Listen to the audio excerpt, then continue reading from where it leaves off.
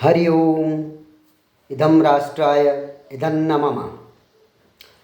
हसिबा खेलिबा धरिबा ध्यानम अहनिशि कथिबा ब्रह्म ज्ञानम। हसे खेले न करे मन भंग निश्चल सदा नाथ के संग। गोरखवाणी से ली गई इन पंक्तियों के साथ आज हम प्रारंभ करने जा रहे हैं पथिक संदेश लेख पाठन इस श्रृंखला का नया अंक, जिसमें कल हमने राधा स्वामी संप्रदाय पंथ के बारे में चर्चा की थी। आज कुछ और पंथों की चर्चा जो पंजाब में प्रचलित पंथ और संप्रदाय हैं उसके अंतर्गत उस श्रृंखला में आज हम जिन पंथों की बात करेंगे उनमें नाथ पंथ प्रमुख है। इससे पहले कि हम आगे बढ़ें, आपसे अनुरोध है कि इस पोस्ट को लाइक करें, इस चैनल को सब्सक्राइब करें और हमारा समर्थन करें। कल की ही लेख पाठन अभियान को आगे बढ़ाते हुए जो आवरण कथा है उसी के अनुसार पंजाब के प्रमुख पंथ और संप्रदाय में जो इस बार के अंक में आए हुए हैं उन जो पंथों की बात करें तो नाथ संप्रदाय के बारे में लिखा हुआ है। पंजाब नाथ संप्रदाय का केंद्र रहा है। नाथ संप्रदाय हिंदू धर्म का एक पंथ है इसे सन्यासी, योगी, जोगी, नाथ, दशनाम गोस्वामी, गिरि गोस्वामी, उपाध्याय आदि नामों से भी जाना जाता है। मध्य युग में उत्पन्न इस संप्रदाय में शैव और तथा योग की परंपराओं का समन्वय दिखाई देता है। यह हठ योग की साधना पद्धति पर आधारित पंथ है। शिव इस संप्रदाय के प्रथम गुरु और आराध्य हैं। इसके अलावा इस संप्रदाय में अनेक गुरु हुए, जिनमें गुरु मत्स्येंद्रनाथ, गुरु शंकराचार्य, गुरु गोरखनाथ सर्वाधिक प्रसिद्ध हैं। नाथ संप्रदाय समस्त भारत में फैला हुआ है। नाथ संप्रदाय में योगी और दशनामी एक ही सिक्के के दो पहलू हैं। एक जो सन्यासी जीवन जीता है, दूसरा जो गृहस्थ जीवन जीता है। गुरु गोरखनाथ जी ने इस संप्रदाय के बिखराव और अन्य संप्रदाय की योग विद्याओं का एकत्रीकरण किया, अतः इसके संस्थापक गोरखनाथ माने जाते हैं। दशनामी गोस्वामी भी नाथ संप्रदाय के अंतर्गत ही आने वाला एक उप संप्रदाय है, जिसमें गिरि, पुरी, भारती, पर्वत, सरस्वती आदि जातीय समूह शामिल हैं। ऐसे ही एक कबीर पंथ भी प्रचलित है पंजाब में। कबीर पंथ कबीरदास जी का पथ इस नाम से कबीर साहिब के तत्व ज्ञान पर आधारित एक आध्यात्मिक सतभक्ति मार्ग है। यह मुक्ति के साधन के रूप में सच्चे सतगुरु के रूप में उनकी भक्ति पर आधारित है। इसके अनुयायी एक धार्मिक पृष्ठभूमि से हैं, क्योंकि कबीर ने कभी भी धर्म परिवर्तन की वकालत नहीं की, बल्कि उनकी सीमाओं पर प्रकाश डाला। कबीर के संबंध में उनके अनुयायी उनका प्रकट उत्सव मनाते हैं। कबीर जिसको कहत कबीर, गरीब जिसको कहत कबीर जुलाहा, सब गति पूर्ण अगम अगाहा। कबीर साहिब का पंथ अर्थात मार्ग या रास्ता, जो मार्ग कबीर साहिब ने बताया उस पर चलने वाले को कबीर पंथी कहते हैं। 12 पंथ काल के माने जाते हैं। कबीर साहिब के परम शिष्य सेठ धनी धर्मदास जी, लेकिन धर्मदास जी का ज्येष्ठ पुत्र नारायण दास का काल का भेजा हुआ दूत माना गया था। उसने बार बार समझाने से भी कबीर साहिब ने उपदेश नहीं लिया। पुत्र प्रेम में व्याकुल धर्मदास जी को परमेश्वर कबीर साहिब ने नारायण दास जी का वास्तविक स्वरूप दर्शाया। संत धर्मदास जी ने कहा कि हे प्रभु, मेरा वंश तो काल का वंश होगा। इससे वे अति चिंतित थे।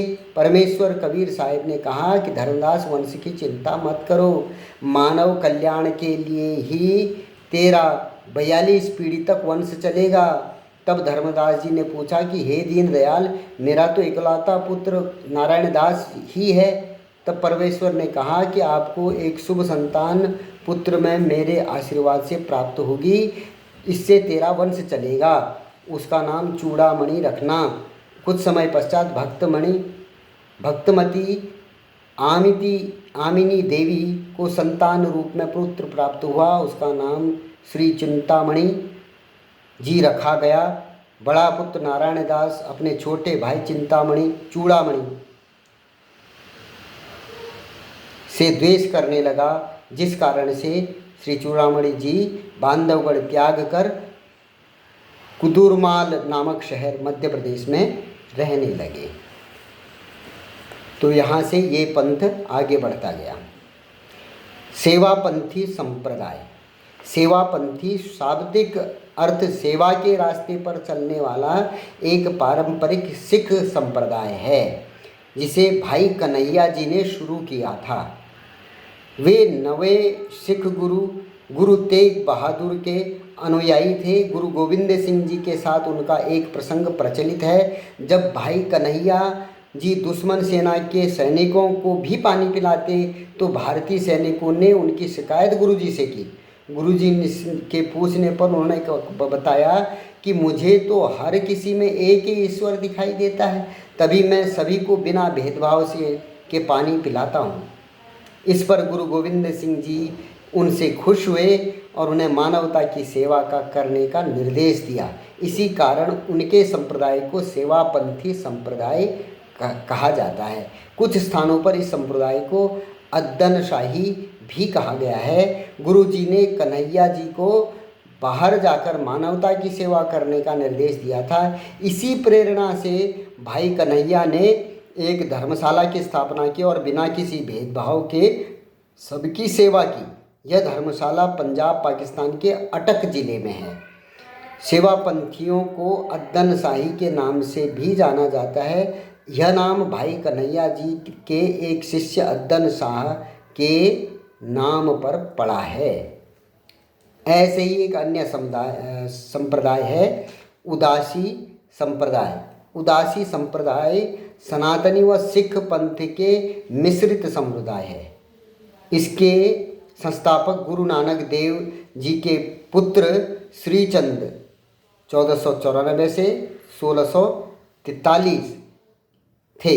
ये लोग सनातन धर्म को मानते हैं तथा पंच प्रकृति जल, अग्नि, पृथ्वी, वायु और आकाश की पूजा करते हैं। उदासी संप्रदाय के साधु सांसारिक बातों की ओर से विशेष रूप से तटस्थ रहते आए हैं और उनकी भोली भाली और सादी अहिंसात्मक प्रवृत्ति के कारण उन्हें जैन मत से प्रभावित और अकर्मण्य तक मान लिया जाता है। परंतु गुरु हरगोविंद साहिब जी के पुत्र बाबा गुरांदित्ता जी ने इस संप्रदाय के संगठन और विकास में काफ़ी योगदान दिया और तब से इसका अधिक प्रचार भी हुआ। आज पंजाब व देश के विभिन्न हिस्सों में यह संप्रदाय को मानने वालों की संख्या लाखों में है। अब ये संप्रदायों के बारे में क्रमशः आता रहेगा। इसी में से एक संप्रदाय की बात इन्होंने की, सूफ़ी, जो अरब से शुरू होके पंजाब में उसका भी प्रचलन काफ़ी रहा है। तो अभी अगले अंकों में भी मुझे विश्वास है कि कुछ और पंथों के बारे में इस पत्रिका में आएगा और ये एक विशेष जानकारी कई लोगों को नहीं पता रहता है कि हमारे इस पंजाब क्षेत्र में कितनी विविधता रही है, आज भी है। परंतु कुछ लोग अपने राजनीतिक आकांक्षाओं के वशीभूत होकर उन विविधताओं को नकारते हैं या उनको समाप्त करने का प्रयास करते हैं, जो कि अनुचित है। इतनी विविधताएं श्री गुरु नानक देव जी से शुरू हुआ सिख पंथ, उनके पुत्र श्रीचंद जी ने उदासीन संप्रदाय, गुरु गोरखनाथ जी के पावन पद इस पंजाब की धरती पर आप देखेंगे, जहाँ पर भी गुग्गा जाहर वीर का स्थान होता है वहीं पर गुरु गोरखनाथ जी का भी मंदिर होता है। गुरु गोरखनाथ जी और ऐसे ही अन्य भक्ति कवियों और भक्तों के चरण इस पंजाब में पड़े हैं और उनकी पुण्य थाती हम कह सकते हैं, जिसकी वजह से पंजाब में इस पूरे संसार से कहीं पर तुलनात्मक रूप से देखेंगे तो सबसे अच्छी आबो हवा, सबसे अच्छा जीवन को जीने के जो वातावरण है यही मिलता है।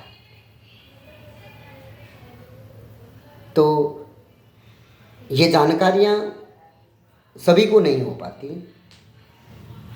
और ये जानकारियाँ दी भी नहीं जाती, ये इन पत्रिकाओं में छपी छुपी रह जाती हैं। इसलिए आप लोगों से निवेदन है कि राष्ट्रवादी पत्रिकाओं को पढ़ने का क्रम शुरू करें।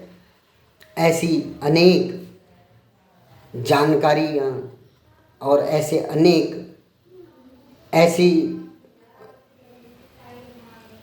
चीज़ें जिनका पता है नहीं हम लोगों को होना चाहिए, वो इन पुस्तकों के माध्यम से हमारे तक पहुँचेगा। मैं आशा करता हूँ कि आप लोग भी इस अभियान में हमारा सहयोग करेंगे। इसी के साथ आज के इस अंक को समाप्त करते हैं। धन्यवाद। जय श्री राम।